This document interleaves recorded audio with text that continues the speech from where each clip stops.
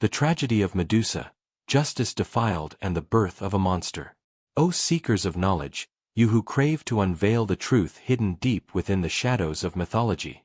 Welcome back to God's Lore Deep Dive, the place where we don't just recount myths, but delve into the hidden philosophical, psychological, and humanistic layers of meaning, the stories that time and power have attempted to distort or forget. Today, we embark on the most painful journey, an inquiry into justice corrupted, the tragedy of beauty destroyed, and the fate of a victim turned monster. This is the tragic story of Medusa. We often think of Medusa as a horrifying image, a female monster with venomous snakes for hair, whose gaze turns all living things to stone. But has anyone ever paused to ask, what turned a maiden into a monster? This question is not merely a mythological inquiry. It is an inquiry into the nature of fairness, the irresponsibility of absolute power, and the price paid for violated innocence. Medusa was not born a monster, she was the victim of divine brutality, the eternal symbol of the injustice even the gods inflict. If you are one who does not shy away from difficult truths, who does not fear digging into legends distorted by the victors, then do not hesitate to click the subscribe button now, like this video, and share it with other seekers of knowledge. Your interaction will ensure that this torch of knowledge never extinguishes, so that we may together reclaim justice for the forgotten tragedies. To understand Medusa, we must travel back in time to an ancient world, where the gods resided on Mount Olympus, their power boundless and their will volatile. Medusa was not a goddess. She was a priestess, a beautiful mortal yet possessing an intense faith, a heart of pure innocence, completely devoted to Athena, the goddess of war and wisdom. In the ancient Greek world, this devotion was not just a religious vow, it was a sacred covenant, a renunciation of all worldly desires to serve a higher ideal. Medusa chose the path of virginity, a purity that Athena upheld and protected above all else. She lived in Athena's sacred temple, a space considered inviolable, a sanctuary of holiness amidst the troubled mortal world. Medusa's beauty was not just the beauty of the flesh, it was the beauty of purity, a light radiating from devotion and faith. She had long, lustrous hair, soft as flowing streams, skin as fair as snow, and eyes as deep blue as the ocean. This beauty, a gift of creation, should have been a joy, but in a world where the gods were both bestowers of blessings and inflictors of curses, beauty became a double-edged sword, a terrifying curse. Because that beauty attracted the attention of another god, Poseidon, the god of the sea and earthquakes, a deity of primal strength, instinct, and boundless lust. Poseidon, with his fierce and craving nature, could not resist Medusa's allure. He did not see her as a priestess, nor as an individual with free will or self-determination. He saw her as an object to satisfy his desire. This act of seizure was not just an act of physical violence, it was a violation of the soul, the destruction of a sacred vow, and the defilement of a holy space. Poseidon did not just violate Medusa, he violated Athena's own temple, an act of supreme contempt for the virgin goddess. This was a breach of the sacred covenant, a destruction not only of an individual but of a symbol. Medusa, a symbol of purity, was turned into a symbol of defilement by this brutal act. Medusa's tragedy is the tragedy of powerlessness. She had no voice, no ability to resist the absolute power of a god. She was a pawn in a power struggle between deities, a struggle she never wished to join. Her pain was not only physical, it was the pain of a soul torn apart, of faith betrayed, of innocence stained. In Athena's temple, where she should have been protected, Medusa was brutally destroyed. And here, we must pause and ask, where was Athena? Why did the goddess of wisdom and war remain silent when her temple was defiled and her devoted priestess was violated? Is it possible that the silence of the divine is more terrifying than their brutal actions? The silence of the divine, it turns out, was not absence, but the cold anticipation of collapse.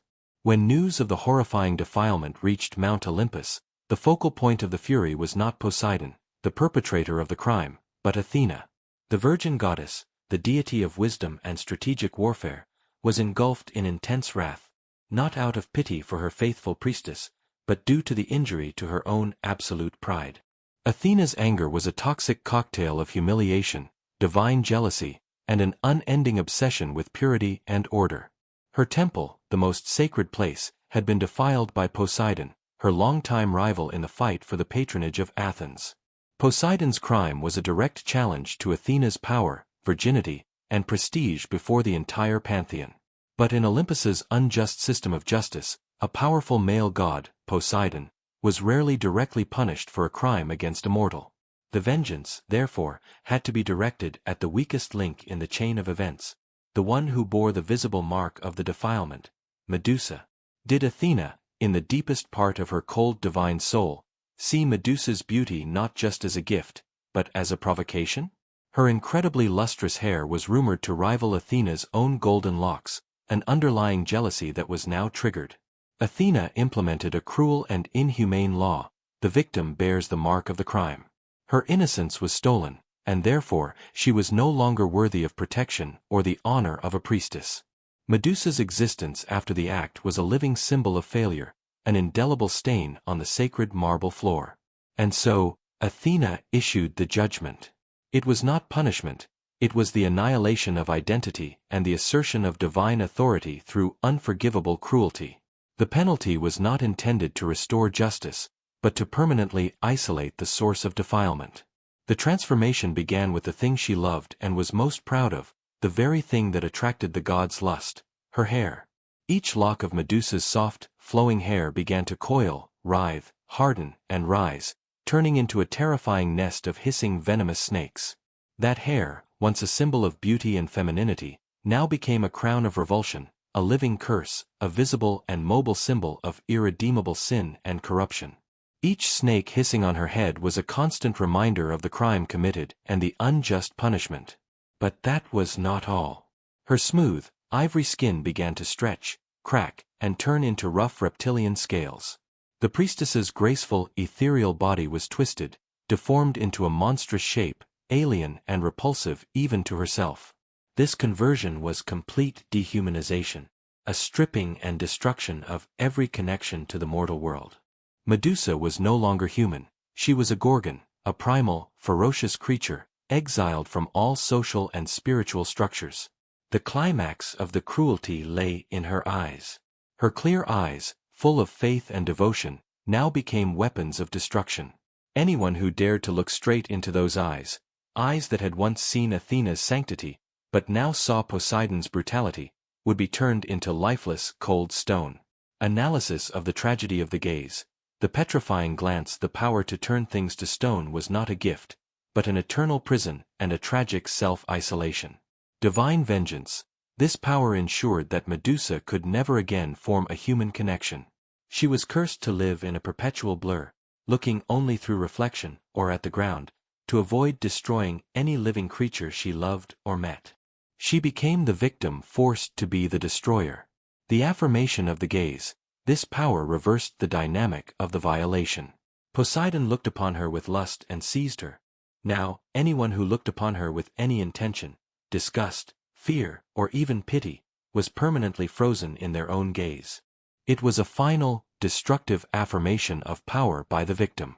Medusa, now the Gorgon, was torn from the temple and exiled to barren islands, where darkness and solitude reigned.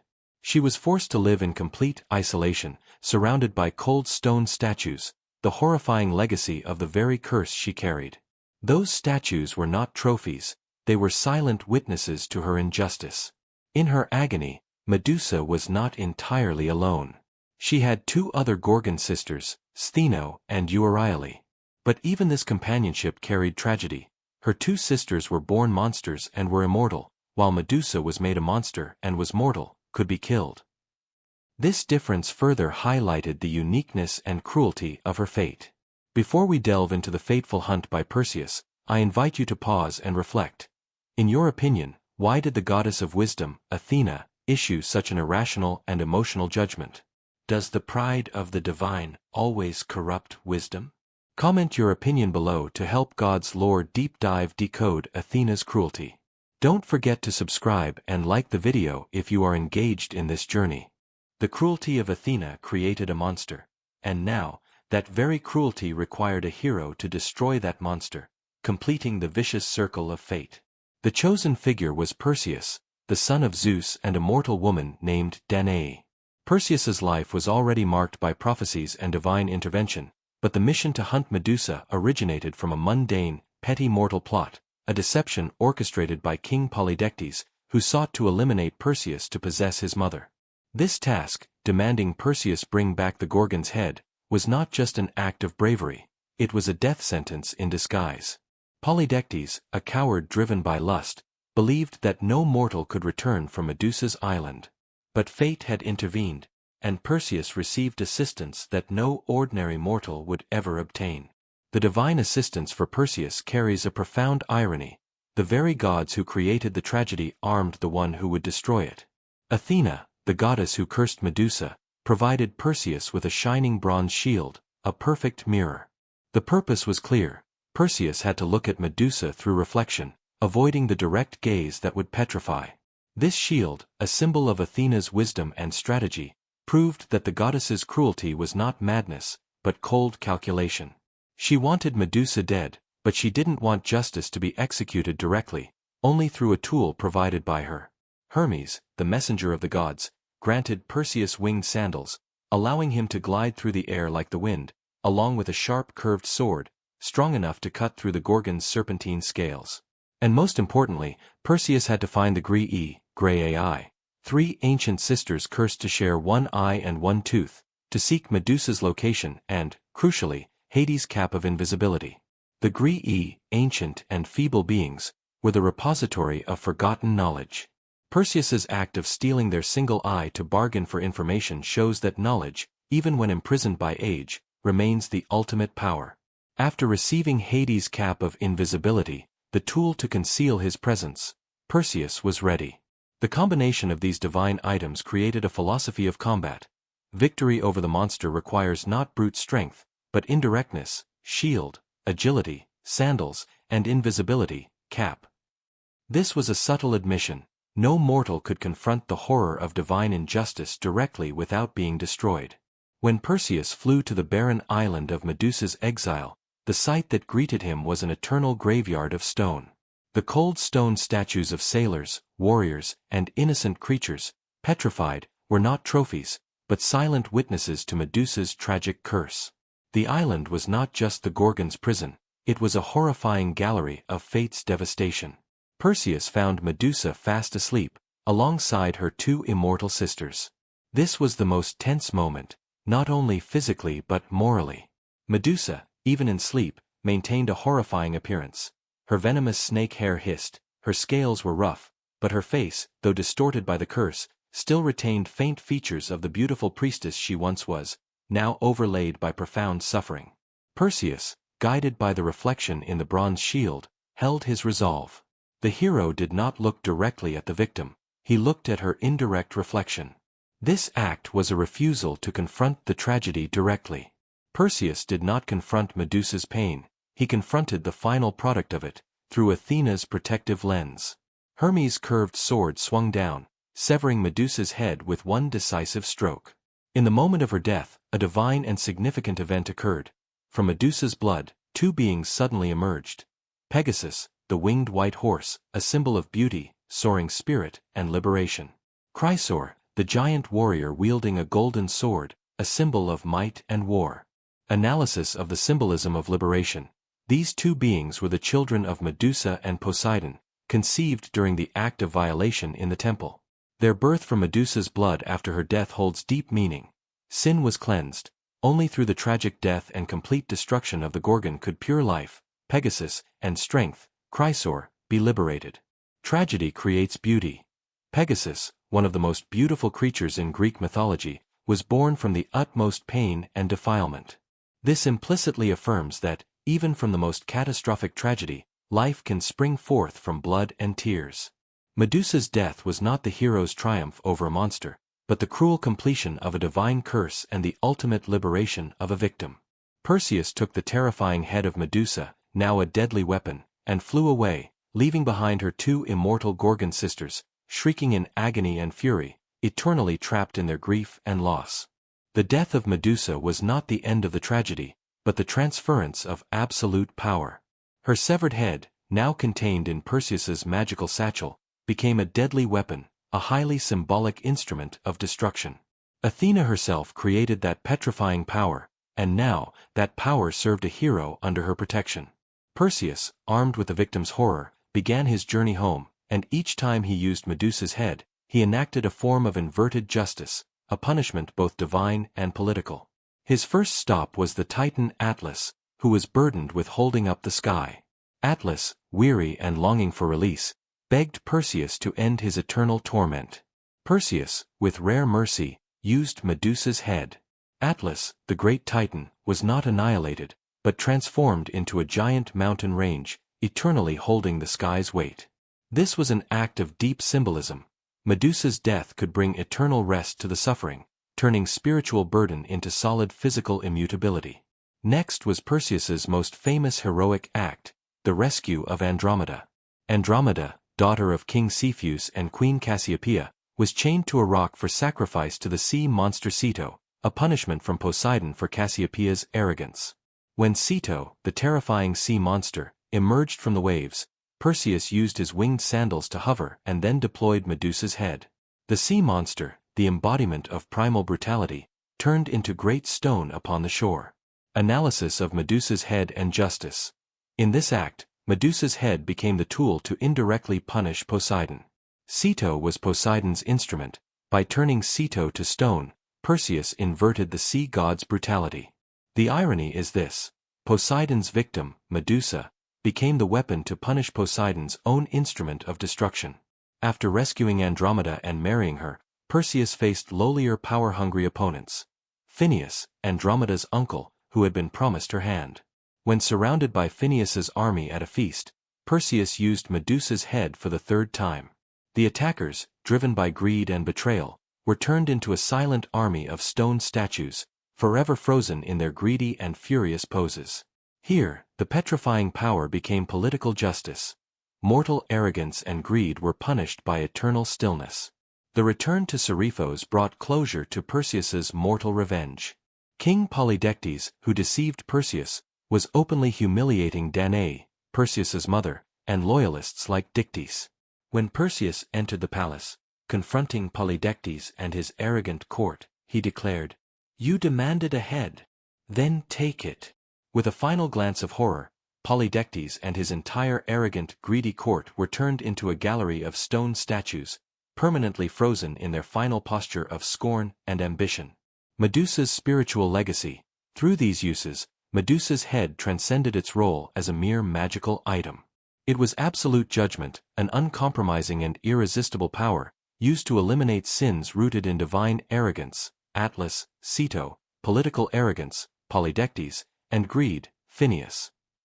Finally, after fulfilling his destiny and becoming a great hero, though accidentally killing his grandfather, King Acrisius, fulfilling the prophecy, Perseus returned Medusa's head to Athena. Analysis of the final moment. Athena received the head of the priestess whom she had cursed and Perseus had slain. She placed Medusa's head upon her aegis shield, turning the victim's horrifying face into her own symbol of protection and weapon of war. This is the ultimate irony. The face of the cursed victim now became the shield of the curser. The destroyed pure beauty was recycled into an eternal instrument of power, serving the goddess's pride and strategy. Medusa was stripped of both life and death. She was forced to serve even after annihilation. And this, O seekers of knowledge of God's lore deep dive, is the moment we must answer the greatest truth. Medusa's tragedy is the tragedy of the gaze. She was punished for being looked upon, by Poseidon, and stripped of the right to look, by Athena, through the petrifying power. Finally, she was forced to look for Athena on the aegis shield, eternally becoming the symbol of absolute power's cruelty. Before we conclude this monumental thesis, I want to pose one final question. In Greek mythology, was Medusa truly the most unfortunate divine victim? Or did anyone suffer a crueler and more senseless fate? Comment your answer below. Don't forget to subscribe and like the video to support God's lore deep dive.